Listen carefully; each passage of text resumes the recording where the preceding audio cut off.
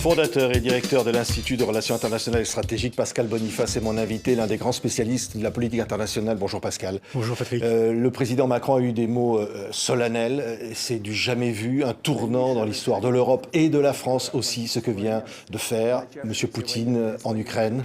Oui, puisque du temps de la guerre froide, jamais l'Union soviétique n'avait attaqué un pays en dehors d'opérations de police interne, à Prague, à Budapest.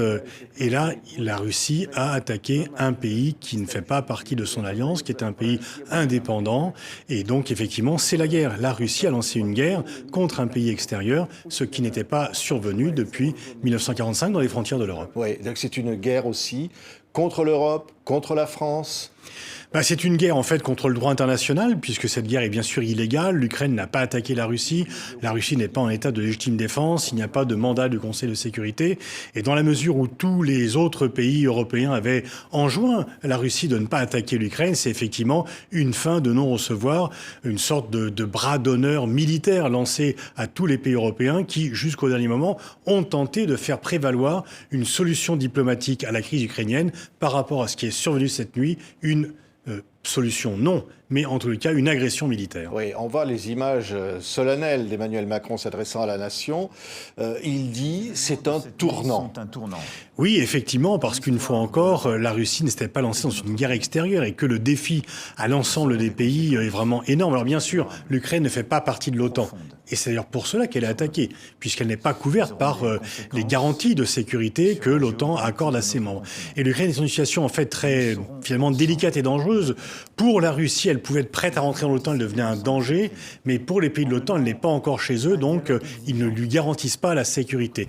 Mais effectivement, c'est un tournant parce que c'est pas la première guerre en Europe. Il y a eu d'autres guerres. Une petite guerre entre la Grèce et la Turquie en 1974, les guerres balkaniques, bien sûr, dans les 90, la guerre de Kosovo, lancée par les pays de l'OTAN. Mais là, la Russie a lancé une guerre et bien sûr, tous les pays de l'OTAN ou tous les pays européens qui, sans être alliés stratégiquement, formellement avec l'Ukraine, se sentaient proches d'elle, se sentaient un devoir de protection par rapport à ce pays, eh bien, se sentent indirectement attaqués. Oui, alors impossible, évidemment, puisque ce pays, vous le disiez, ne fait pas partie de l'OTAN, d'intervenir militairement. On parle de sanctions militaires ou en matière d'énergie, ce que disait le président Macron, mais est-ce que quelque chose peut faire bouger Poutine ? Bouger, il a bougé, effectivement, malgré les sanctions déjà prises et les menaces de sanctions additionnelles. Mais il a bougé dans le sens d'une agression et pas dans le sens d'un retrait. Donc là, effectivement, les menaces qui sont invoquées, c'est de dire que si vous ne retirez pas vos troupes, si vous ne cessez pas les bombardements, on va accentuer encore les sanctions. Mais on sait que dans le passé, ces sanctions qui se sont empilées les unes après les autres à la guerre de la Russie n'ont été en rien dissuasives. Que la Russie s'est organisée pour y faire face, pour trouver d'autres circuits de distribution. Là, il y a des sanctions sur l'énergie, mais on ne va pas ne plus recevoir de gaz russe du jour au lendemain. C'est plutôt à long terme que les sanctions pourraient venir si l'Europe s'organise pour devenir à moyen terme, indépendante de l'énergie russe. Oui. Est-ce que ça veut dire, ce que dit Poutine, lorsqu'il parle de vouloir dénazifier l'Ukraine, qu'il va aller jusqu'à vouloir renverser le pouvoir central ? C'est la menace. Parce que s'il veut dénazifier l'Ukraine, ce n'est pas uniquement en bombardant les installations militaires ou les aéroports qu'il va y parvenir. Dénazifier, si les mots ont un sens, ça veut dire changer le gouvernement, voire même changer le Parlement. Donc venir à Kiev pour le faire parce que les Ukrainiens ne vont pas d'eux-mêmes mettre un pouvoir favorable à Poutine, surtout maintenant. Donc c'est cette menace qui est instaurée et qui est quand même extrêmement grave, plus la menace auquel il y a interférence étrangère dans ce que fait Poutine aujourd'hui en Ukraine, c'est la menace à peine voilée d'une guerre nucléaire qu'il a lancée. On peut dire que par rapport à cela, Poutine joue ce qu'on appelle la stratégie du fou, en disant plus rien ne m'arrête, plus rien ne me contrôle, je suis sans limite, et si vous m'énervez, si vous venez contrecarrer mes desseins, je suis prêt à tout, je n'ai rien à perdre et je suis comme un fou qui peut se lancer dans une guerre. Je ne pense pas que Poutine en soit arrivé là, je ne pense pas qu'il se lance dans une guerre nucléaire, mais en tous les cas, les violations du droit et l'état de la menace est très grand. Oui, lorsque Boris Johnson, le Premier ministre britannique, parle de dictateur, il dit Poutine est un dictateur. Ça aussi, c'est un tournant au sein de l'Europe. C'est-à-dire que Oui, alors le président mot russe. était déjà employé Oui. par certains à l'égard de Poutine. C'est un régime pour le moins autoritaire. Les opposants sont emprisonnés. Il y a une crispation en plus autoritaire parce que le régime était plus ouvert au début du siècle. Il y a une crispation autoritaire qui est très nette. Mais c'est des choses différentes. Vous avez des dictateurs qui sont parfaitement pacifiques. Là, ce qui est en question, c'est pas la nature du régime politique russe. C'est la nature de son agressivité extérieure. Et en fait, jusqu'ici, on s'était plus ou moins accommodé de la nature interne du régime russe. Là, ce qui est plus grave, c'est qu'il sort de ses frontières avec son armée. Oui, est-ce qu'il peut s'installer, est-ce que les forces russes peuvent s'installer au sol en Ukraine, durablement? Alors, ils peuvent le faire durablement, ça aurait un prix élevé. On a quand même des exemples, les Américains en Irak, en Afghanistan, avec des pays qui sont moins peuplés que ne l'est l'Ukraine. C'est quand même 44 millions d'habitants. Alors 25 si on compte que le Donbass est jusqu'à Kiev. Mais quand même, on n'occupe pas un pays comme cela qui est prêt à se battre. Les gens sont armés, sont prêts à se battre.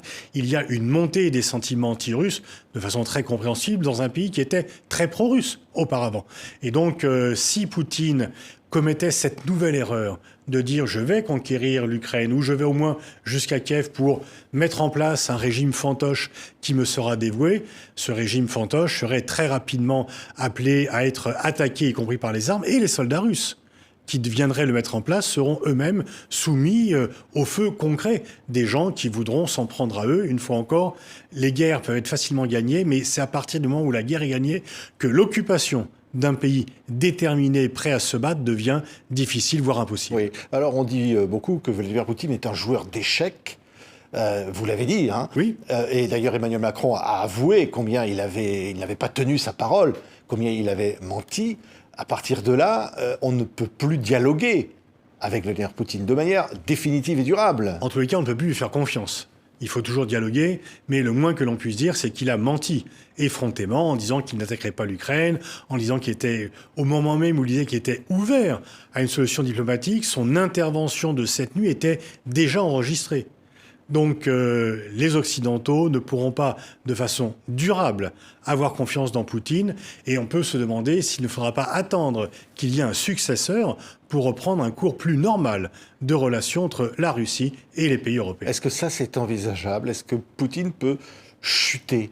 On a l'impression qu'il est, jusqu'à la mort, à la tête de la Russie. Le moins que l'on puisse dire, c'est qu'il n'a pas préparé sa succession et que les uns et les autres ont été éliminés et qu'il est effectivement que la crise du Covid n'a pas arrangé les choses puisqu'il ne sort pratiquement plus de chez lui depuis 2 ans et qu'il est vraiment tourné. Et la scène que l'on a vue lundi, on voit bien que son entourage, ses ministres, le craignent et ne sont pas dans une posture de débat pour savoir quelle meilleure attitude adopter. Donc effectivement, là, on a plutôt l'impression qu'il va s'accrocher au pouvoir tant qu'il sera vivant. Oui. Est-ce que ces paroles, les paroles de Poutine, disant dans son discours, ceux qui voudront intervenir contre nous, contre les intérêts de la Russie, subiront des conséquences qu'ils n'ont jamais connues dans leur histoire? Alors, jamais connu dans leur histoire que s'il s'adresse aux présidents, aux chefs d'État de gouvernements des pays étrangers, ça veut dire non seulement la guerre, mais la guerre nucléaire, parce que tous les pays ont connu dans leur histoire la guerre.